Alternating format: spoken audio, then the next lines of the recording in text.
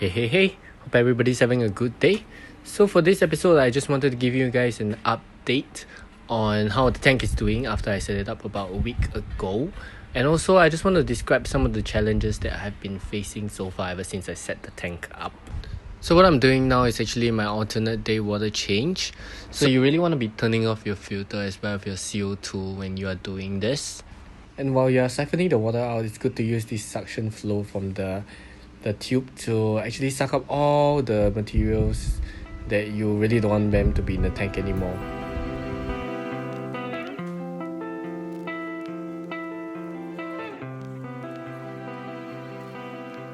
And what I usually do is I clean up the sides of the tank as well, because there is a watermark whenever the water evaporates and the water level decreases. Once that is done, it's time to fill the tank back up.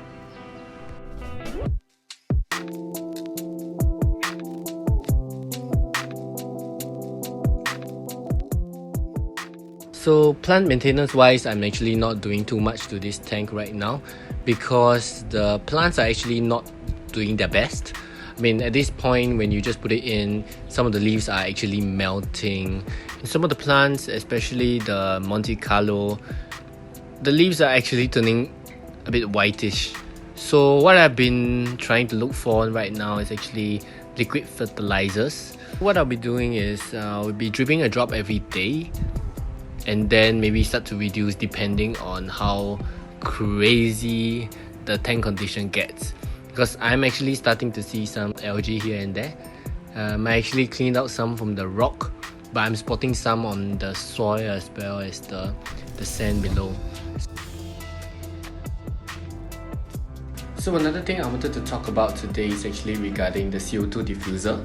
So what you see here is actually the Aquario new diffuser, and this is the small one. So you can see here that actually the bubbles are really fine, and I'm loving it so much as compared to the previous one. I mean, me as a beginner and me just starting out, I just got the CO2 starter kit that came with the CO2 pipe, aluminum can, as well as the diffuser, which I'm really not impressed at all, because when I turned it on, even after soaking for a bit for the ceramic to soak up all the water, it really keep letting out big bubbles, which just went up all the way to the surface, which a lot of them are lost. So I immediately went to purchase this new diffuser because I've seen so many great reviews about it. So it's working out super fine. Another thing that you might have seen in some of the snippets is actually the black filters. So the inlet and the outlet is actually black, and I'm not really a fan of it.